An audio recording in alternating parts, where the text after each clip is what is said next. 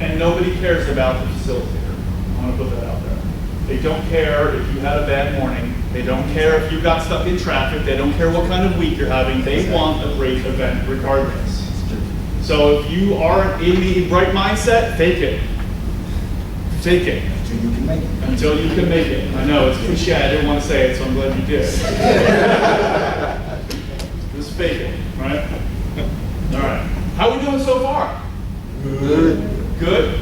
Okay. Our faces are awake, our bodies awake, our minds awake? Oh yeah. Oh yeah, I appreciate that. So here's, I think, what participants want. I'm going to make this really simple for all of us. First, they want a good time. Nobody wants to walk into a bad time, right? We want a good time. We want a good facilitator, someone who helps facilitate that. It's a good time.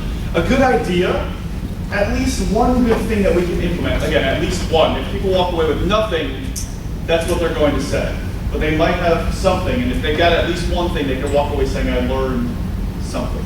They want a good plan. So what do I do with this idea? And from that plan, they want to make sure that it's on time. It starts on time and ends on time. And then lastly, they want free stuff. Free stuff, right? However that is, whether you pay for it and it's coming out of your paycheck, but you didn't know it was coming out of your paycheck, and that's how you're here, you know. Free stuff. People love free giveaways or free breakfasts, free meals, however that is. So if you can give away free stuff and information does not count, I've tried that. I'm like, oh, I just gave you all. No, it doesn't matter, right? Free stuff. So if you've got some giveaways and little toys and things, trinkets that maybe you know your audience is going to appreciate, they'll appreciate that. And then at the end, in your evaluation, you know what they're going to say? Not enough free stuff. That's what they're going to say. And by the way, I want to set this up. You can take pictures of slides if there's a lot on there that you're like, I really like all these ideas. You could do that. What I'm going to do afterwards, over the next couple of weeks, we're going to touch base with Jeff and maybe Tim and Tommy, and I'm going to send you a slide summary of all the core slides that I can legally give to you, and so you can take those and use those as a reference. Is that okay? Free stuff! Oh yeah. Oh yeah. Oh yeah. All right. Right? So another story. That's me, hair. See that? So a long time ago, right? So first time I went skiing a long time ago. How many of you have ever been skiing before? How many of you know what skiing is? How many of you aren't going to raise your hand no matter what I ask today? Just checking. I know who you are. So I went skiing for the first time a long time ago. This is Brian, this is Ken, and this is the other Brian's leg. You know, because gloves. All right.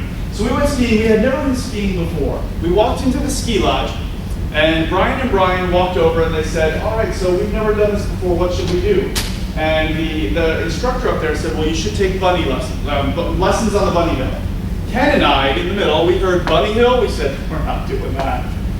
We're too good for that. So we immediately rented the skis and we snapped in our boots, we clipped in our skis, and we waddled about 1,500 feet to the ski lift, because nobody told us you could walk and put your skis on there, right? So now we're standing here at this yellow line, and there are moving chairs, floating moving chairs. You know what I'm talking about? Maybe you've seen it in the movies if you haven't ever been skiing. And these chairs do not stop. Nobody tells you that, okay? They probably tell you that on the bunny hill, but they didn't tell us that. So this chair comes around, and Ken and I are trying to figure out how do we get on this chair. So we hear there's somebody coming over the loudspeaker. They say, sit down. There's nothing. So we just slowly inch towards the ground, and then here comes this chair, and it scoops us up. And now we're going up to the mountain. We survived. And halfway up, Ken looks at me. He says, are you ready for this? I said, yeah, I'm ready. Are you ready for this? He said, yeah, let's do this. And then we got to the top. And we hear this voice, because we don't know what to do, so I'm glad the voice came. Pick up your skis. What's wrong with our skis? Why do we have to pick up our skis? If you've ever been skiing or you've seen a movie, you know why you need to pick up the skis. You're about to hit a little hill, and that chair is going to push you over the hill, and you're going to gently glide down. It's about a 4-foot hill. What do you think we did? Tumble, tumble, tumble, tumble, tumble, right? Skis everywhere. So we finally pick up our skis, but this time we learned our lesson, and we picked up our skis and we walked. Yes, we did. We walked, and then at the top of the mountain, there's this big black line. So that's where we clicked in our skis. But at the end of the line is a pole, and at the top of the pole are 2 black diamonds. Wait, you know what those are? What's a double black diamond? The hard one. The dangerous one, right? So my buddy Ken and I are standing there at the top of the Double Black Diamond, having never skied before. Ken pops out the question, "Are you ready?" I said, "Yeah, let's do this." I pulled down my goggles. "I'm ready for this." I said, "Are you ready?" He said, "No." I heard go. No. So I shove off. And now if you've never been skiing before, where do you get your skiing reference from? Where do you learn how to ski? The Olympics. Yes. So I pushed off with my ski poles. I pushed my feet together, bent my knees, tucked my poles in, and leaned forward. And went down that mountain in about 4 seconds. You know, past all the little kids doing flips and stuff, past the older people who are also doing this better than I. Did I know how to turn? No, because we didn't take ski lessons. Why not? Because we didn't want to go on the bunny hill. So I fly down this mountain. I get all the way to the bottom. Now, you know the part where the snow ends and the grass begins? You'd be thinking that's a good place to stop, right? Nobody told me! So I continue along my journey. You know the part where the grass ends and the gravel then begins? Probably a better place to stop. Nope, I continued along my journey because I don't know how to stop. You know the part where the gravel ends and then the parking lot begins?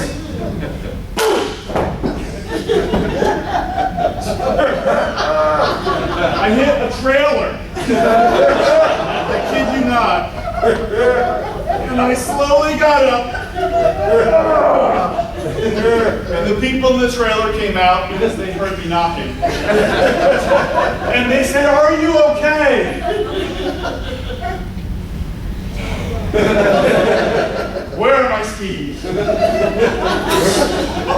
I went, I don't know if you saw that, and I found my skis. I clicked in my skis, and I walked in, and I see these two people running. Who were these people running to me? Brian and Brian. "Oh my goodness, that was you! Are you okay?" "Did you see what happened?" "No, I'm not okay." Now I still have the ski pants to prove it. I had to stitch them all up. They still work, the best ski pants I've ever bought in my life. But as the conversation went on, they got a little bit more curious. They said, "Where's Ken?"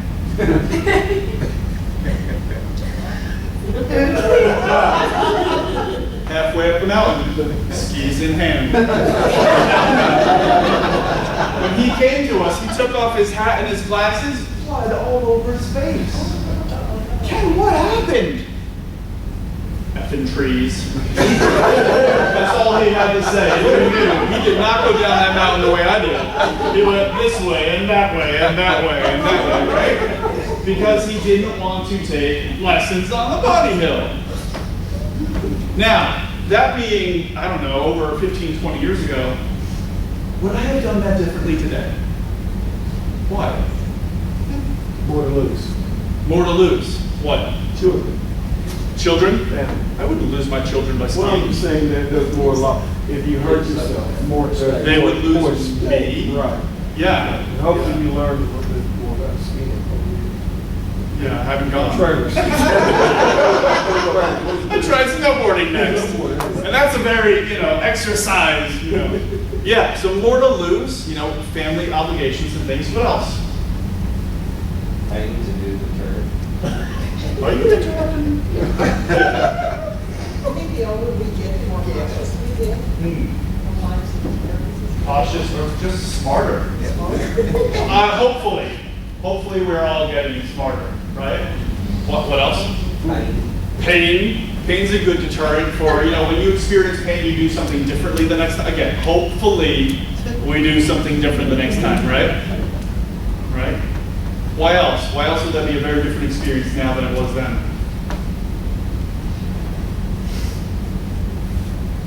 I'm not looking for an answer, I'm just asking. Is there anything else? What it comes down to is context, right? The content isn't any different. The same skiing story then, the same skiing story now, wouldn't matter. The context is completely different. I shared the story yesterday that I went skydiving twice in my life. After the second time, I wanted to go a third time. During pregnancy, my wife said, "You're never going skydiving again, right?" I said, "I guess I understand that now." So I want to go hang gliding. That's what I want to do. But the whole idea is focus on context. It's not just about the content, it is about the context, the experience and what creates that experience. Are you with me on this? Right? And we use stories to illustrate that, to really paint a picture for what all of this looks like. Is that making sense so far? Right? Okay. So I'll tell you why we've got to focus on this context. There's a great debate.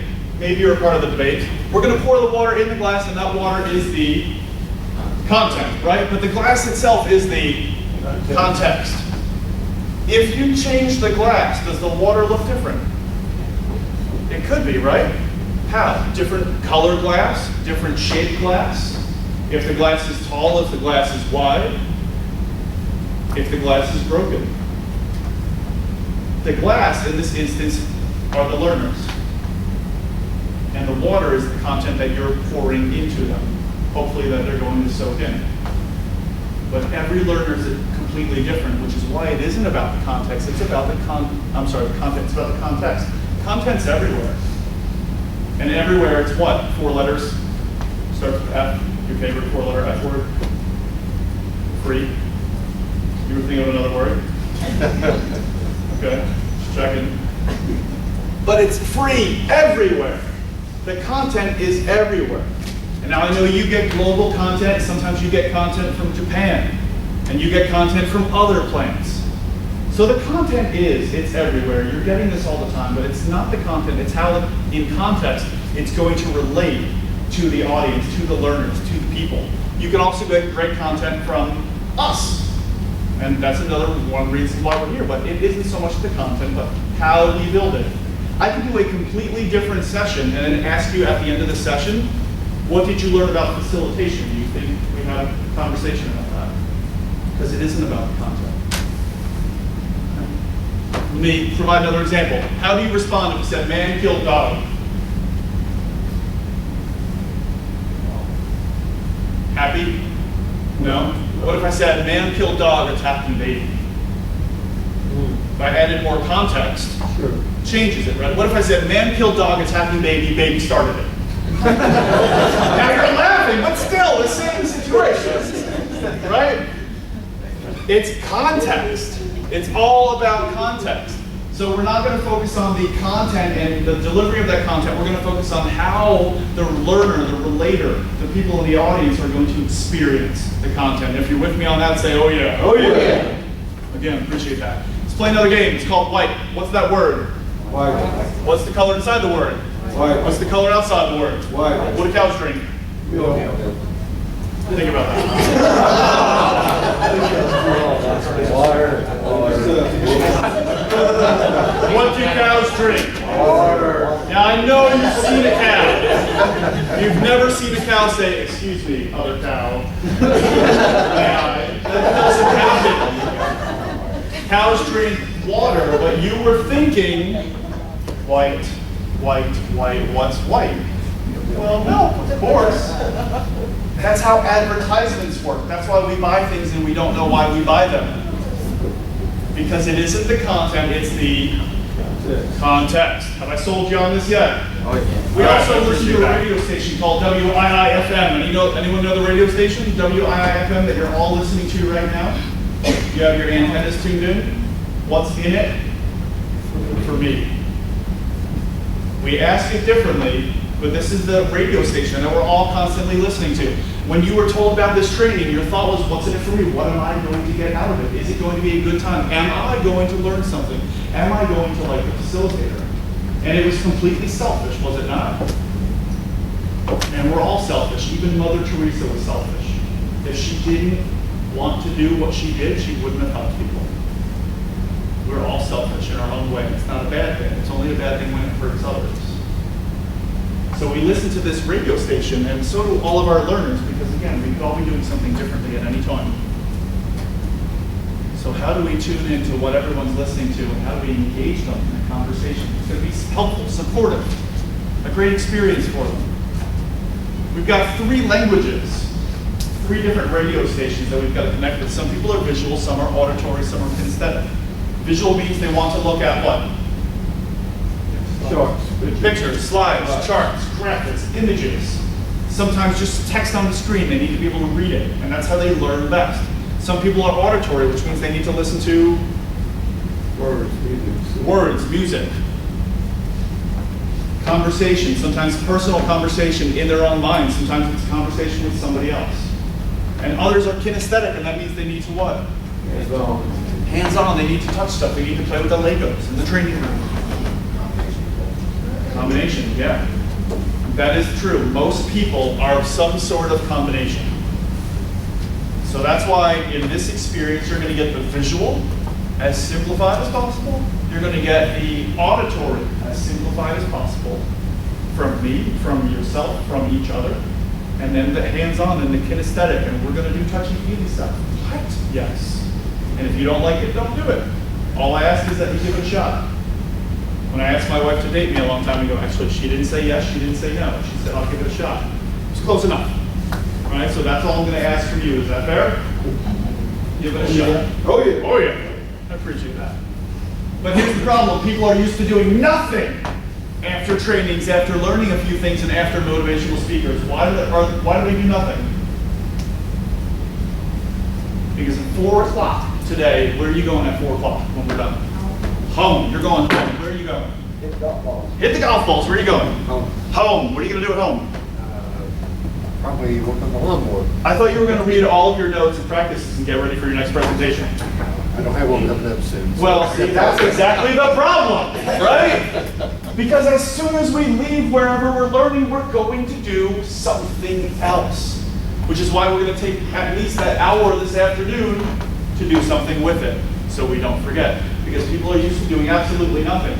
So our job, we want to increase engagement and drive lasting results, yes? Yes. Right? We want to do that by providing meaningful, memorable, applicable, and accountable learning experiences.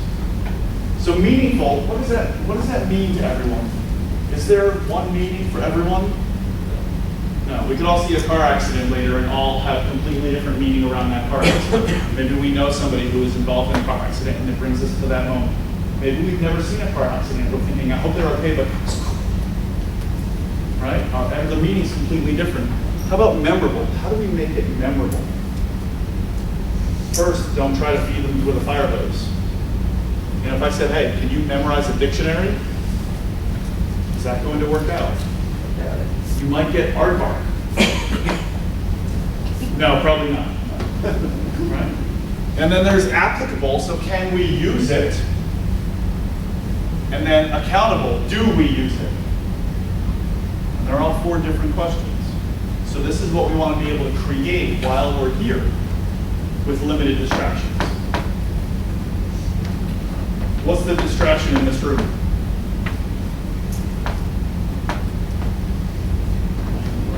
Air conditioner. Air conditioner, you can hear that. The table squeaking. Now, yes.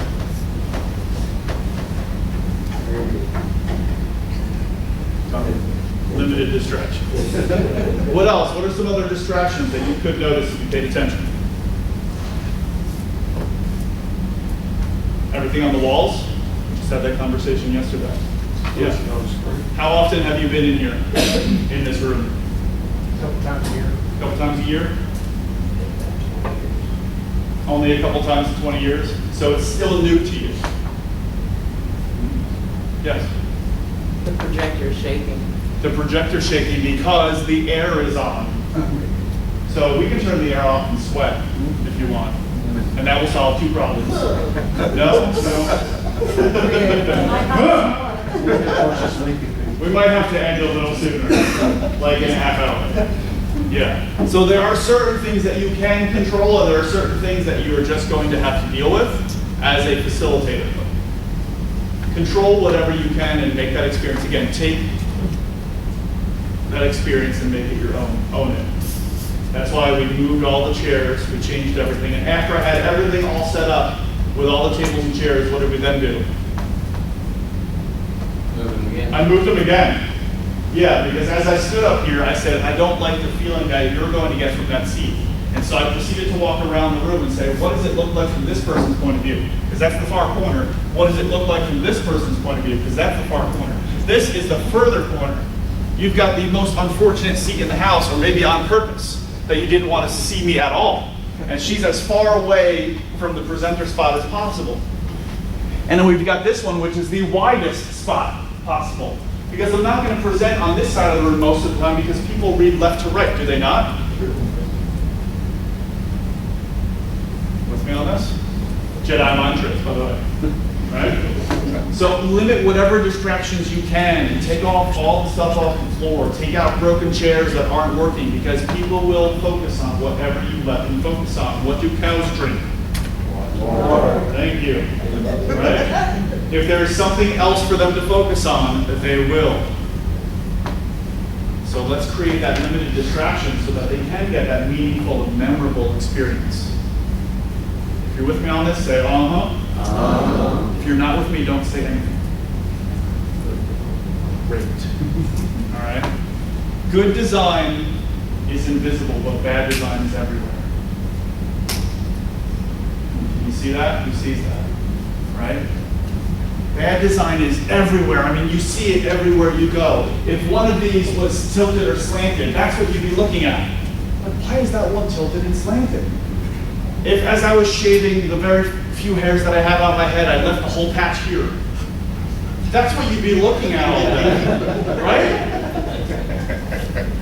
I did a good job. I always check twice, right? But bad design is everywhere. Good design is invisible.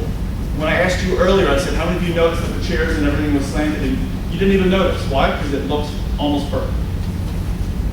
Almost perfect. We don't notice when things are working. We notice when they're not. The example we used yesterday was a scratch on a car. You know, you got a whole spot in the plan to fix. What's this spot called? The hospital, right? Forgot. You got a whole spot. The paint hospital fixed that one tiny scratch because somebody wore a belt like I did, right? But otherwise, you wouldn't notice anything. You'd be like, everything's fine. That one scratch throws everything off. It's just not okay. So our job is to create the least distracting experience possible. And sometimes the slides are the distraction. Sometimes it's the air or the shaking. So do what you can and ask for forgiveness for the rest. Call it out if you want to, because they're going to notice it anyway. If I didn't say anything about the way the screen looked or the shaking about it, some of you would have been thinking for the next 4 hours, what is going on with that screen? So first thing I said was, we've got technical difficulties. Deal with it. Right? It's my problem too. You're the ones who have to look at it, so I actually feel worse for you. I get to look at your beautiful faces. You know, look at that. Bad design is everywhere. Good design is what? It's invisible. So we want it to be invisible, completely invisible. So here's the solution. Purpose, meaning, simplicity, depth. We want to make sure that everything that we do has great purpose. I mean, everything that we do. Do you doubt that everywhere that I walk is on purpose? By now? I haven't walked anywhere in the room on accident. And yes, the training can get that far into depth. Right? When I'm standing here, what's different than when I'm standing back there? Trying to engage the back part of the room. Yeah. I'm taking your focus and your attention off of here. So I'm actually not presenting to you, I'm presenting the screen to you. And then once you've seen it, it's called clear the slides, we'll get into that later. Once you've seen it, then now I take the approach. Everything on purpose. Right? Now we've got to have meaning. So now what does it mean? What's the meaning that we're creating for people? Of course, simplicity, because nobody ever says, can you please make this more complicated? Nobody ever says that. I've seen the manuals. I know they're already complicated enough. And then depth. So go as deep as you can, still keeping it simple. Making sense so far?